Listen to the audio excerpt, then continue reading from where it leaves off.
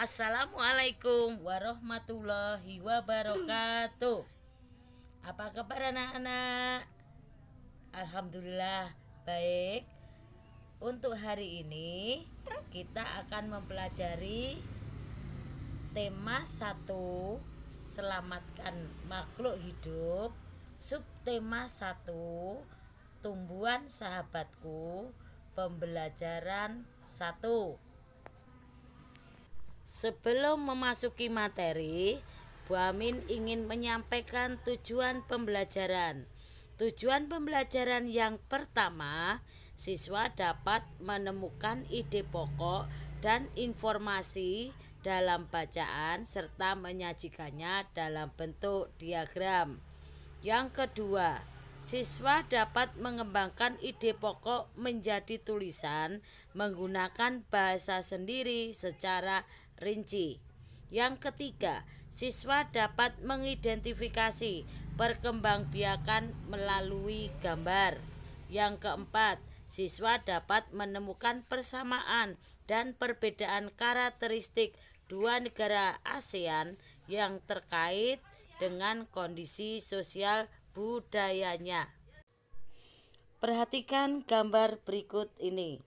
Dalam gambar tersebut terlihat manusia dan hewan memanfaatkan tumbuhan sebagai bahan pangan.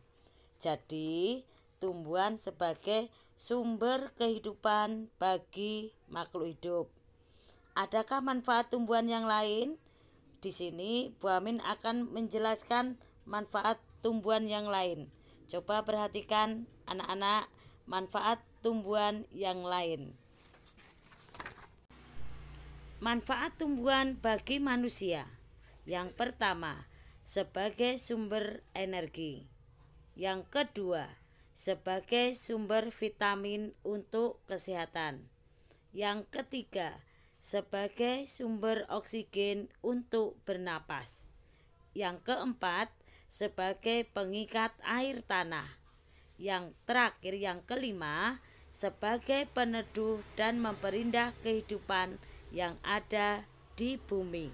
Setelah kalian mempelajari manfaat tumbuhan bagi kehidupan, selanjutnya kita akan mempelajari perkembangbiakan tumbuhan.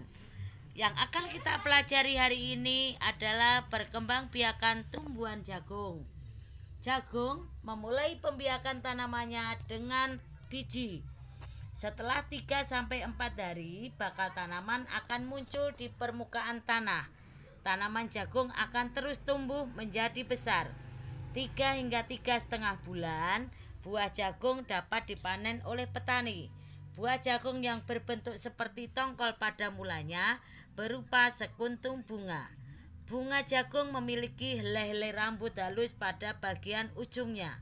Pada helai rambut tersebut terdapat tepung sari. Tepung sari akan terbang terbawa angin ketika angin bertiup. Tepung sari yang terbawa angin sebagian akan jatuh di kepala putih yang terletak di bagian bawah bunga pada pohon jagung yang lain. Ketika itulah terjadi pembuahan. Setelah terjadi pembuahan, bunga jagung tersebut terus berkembang hingga menjadi buah jagung. Perkembangan itulah yang dapat diamati dari waktu ke waktu. Buah jagung akan siap dipanen ketika rambut jagung sudah berwarna kecoklatan dan bagian tongkolnya sudah mengering. Apabila buah jagung tersebut dikupas, akan memperlihatkan biji jagung yang kekuningan. Bagian yang dimakan oleh manusia adalah biji jagung. Supaya jagung selalu tersedia sebagai bahan makanan manusia, maka petani jagung harus menanam kembali sebagian biji jagung dari hasil panen.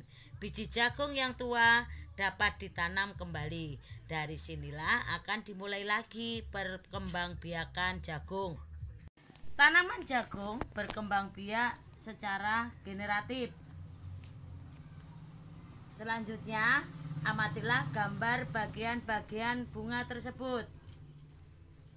Di situ ada mahkota bunga, ada benang sari, ada kelopak, ada dasar bunga, ada bakal biji, tangkai putih, kepala putih, tangkai sari, kepala sari. Bunga tersebut termasuk bunga sempurna. Perkembangbiakan generatif atau secara kawin terjadi melalui proses penyerbukan dan pembuahan. 2. Perkembangbiakan generatif pada tumbuhan diawali dengan penyerbukan, yaitu melekatnya atau jatuhnya serbuk sari ke kepala putih. Yang ketiga, setelah terjadi penyerbukan pada serbuk sari, tumbuh bulu serbuk sari yang menuju ke ruang bakal biji. Kemudian serbuk sari akan masuk ke ruang bakal biji melalui bulu serbuk sari. Yang keempat, di dalam ruang bakal biji terjadi pembuahan, yaitu peleburan serbuk sari atau sel kelamin jantan atau spermatozoid dengan kepala putih, sel kelamin betina atau sel telur. 5. Hasil dari pembuahan adalah zigot. Yang keenam, zigot berkembang menjadi lembaga, lembaga berkembang menjadi bakal biji, bakal biji berkembang menjadi biji dan bakal buah.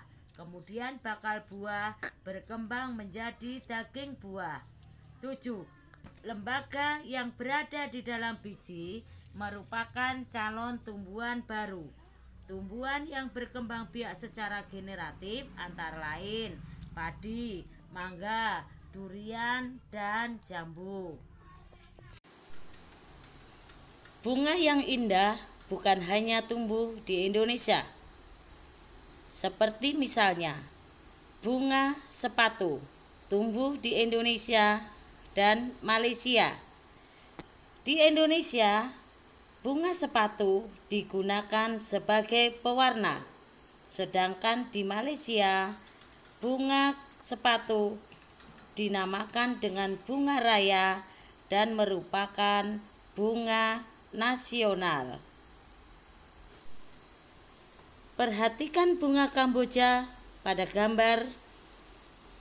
Bunga ini digunakan dalam perlengkapan tari di Bali. Tapi di Kamboja, bunga ini disebut dengan dor kampa. Bunga Kamboja bisa ditemukan di Indonesia dan di Laos. Di negara Laos, bunga ini digunakan untuk dekorasi upacara keagamaan. Selanjutnya kita akan mempelajari 10 negara yang tergabung dalam ASEAN. Negara yang pertama adalah Indonesia. Indonesia wilayahnya dari Sabang sampai Merauke. Penduduk Indonesia terkenal dengan keramahannya. Negara yang kedua, Brunei Darussalam. Brunei Darussalam terkenal dengan kampung air, adalah desa terapung di Brunei Darussalam. Negara yang ketiga, Malaysia. Di Malaysia terkenal dengan patung Dewa Murungga yang berukuran 42,7 meter. Negara yang keempat, Filipina. Filipina terkenal dengan tarian tinikling, merupakan tarian masyarakat Filipina. Tarian ini menceritakan tentang burung tinikling yang berjalan melompat menghindar perangkap bambu petani padi. Negara selanjutnya adalah negara Kamboja. Di Kamboja terdapat banyak candi. Tari Apsara lahir pada tahun 2000. Relief tarian banyak ditemukan di bangunan-bangunan keagamaan di Kamboja. Negara selanjutnya, Myanmar. Myanmar disebut sebagai negara 1000 pagoda karena disebabkan banyak sekali mudah ditemukan kuil-kuil suci Buddha. Selanjutnya, negara Vietnam. Negara Vietnam terkenal dengan permainan menangkap jangkrik dengan mata tertutup. Permainan ini termasuk permainan tradisional anak Vietnam. Selanjutnya, negara Singapura. Negara Singapura memiliki lambang Merlion. Merlion adalah patung berkepala singa dan berbadan ikan. Selanjutnya, negara Thailand. Negara Thailand adalah satu-satunya negara di ASEAN yang tidak pernah dijajah oleh bangsa Eropa. Nah, Itu tadi pembelajaran untuk hari ini, yaitu pembelajaran mengenai tema 1, subtema 1, pembelajaran 1. Selanjutnya anak-anak, untuk tugas kalian ya, rangkumlah apa yang sudah Bu Amin terangkan dari mulai yang pertama sampai dengan yang terakhir. Itu tugasnya dan harus diselesaikan hari ini juga ya, ditulis di buku tulis dengan tulisan yang rapi. Sebab kalau tidak diselesaikan hari ini juga, nanti pekerjaannya akan bertumpuk-tumpuk. Ya, demikian tadi anak-anakku semua untuk pembelajaran hari ini. Saya kira cukup sekian. Dilanjutkan besok pembelajaran yang kedua. Cukup sekian dulu. Wassalamualaikum warahmatullahi wabarakatuh. Selamat siang anak-anak. Selamat mengerjakan tugas.